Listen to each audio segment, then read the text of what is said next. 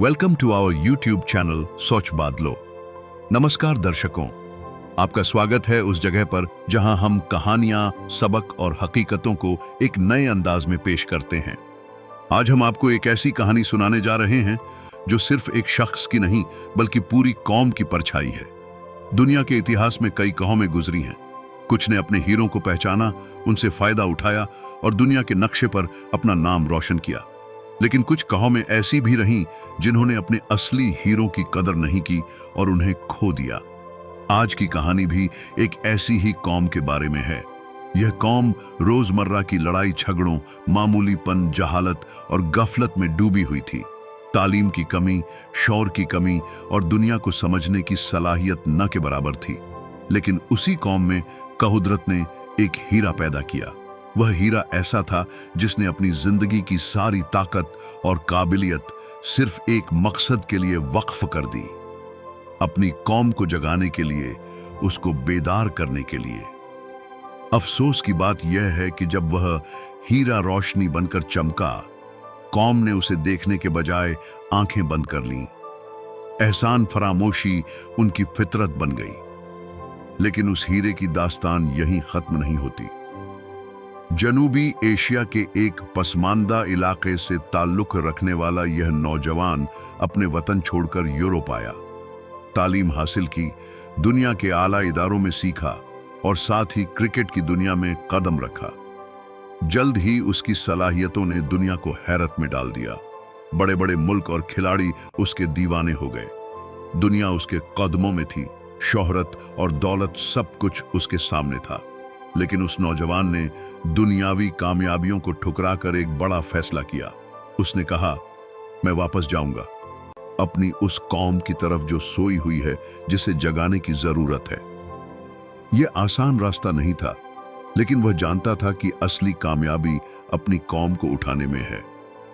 वापस आकर उसने सबसे पहले वह जुबान बोली जो उसकी कौम को सबसे ज्यादा पसंद थी, खेल की जुबान।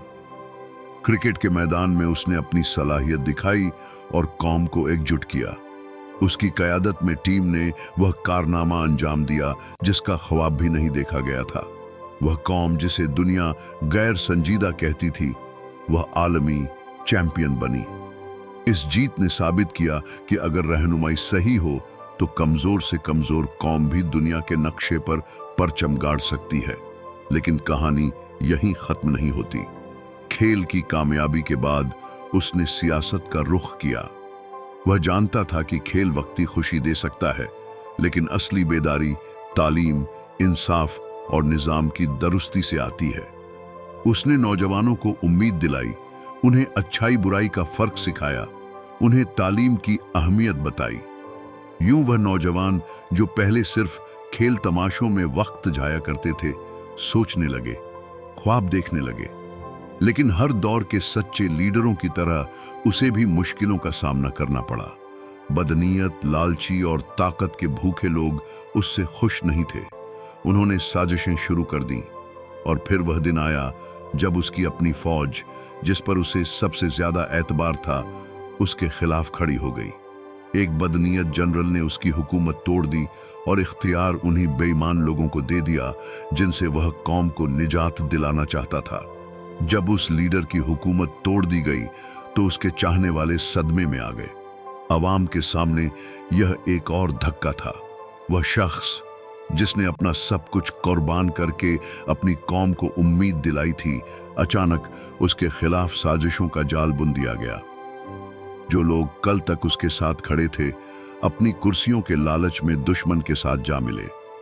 लीडर को जेल में डाल दिया गया।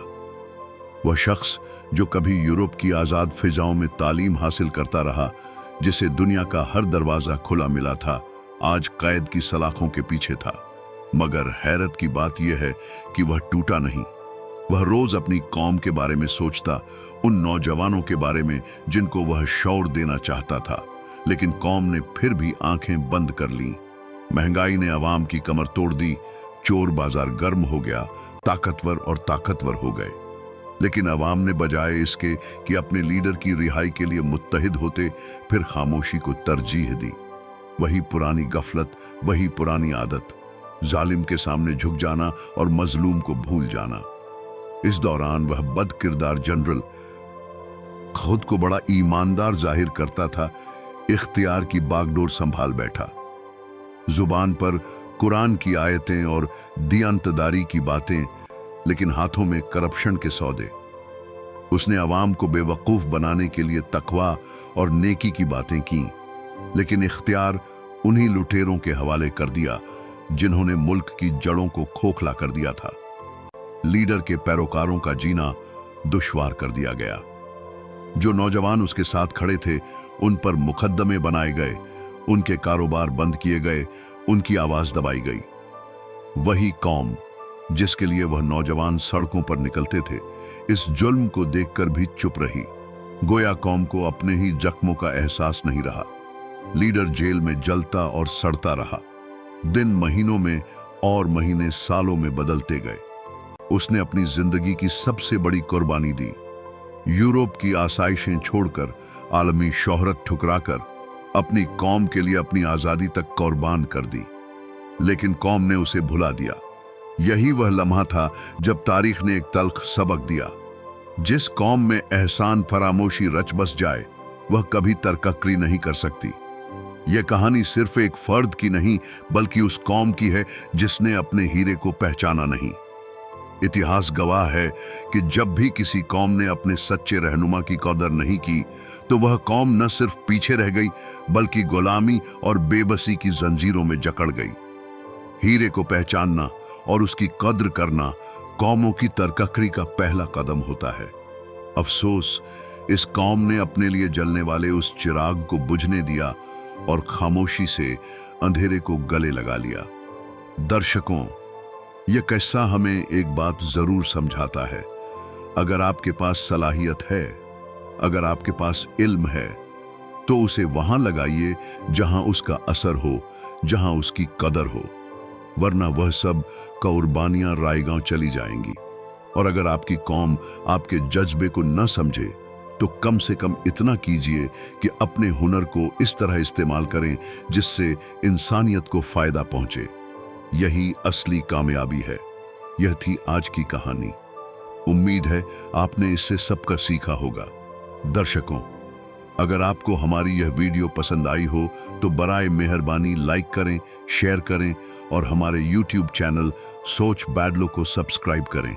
और याद रखें, जैसे ही यह वीडियो 5000 लाइक्स तक पहुंचेगी, हम एक खुशकिस्मत सब्सक्राइबर को, जिसने वीडियो को लाइक भी किया होगा और चैनल को सब्सक्राइब भी, एक स्पेशल गिव अवे देंगे।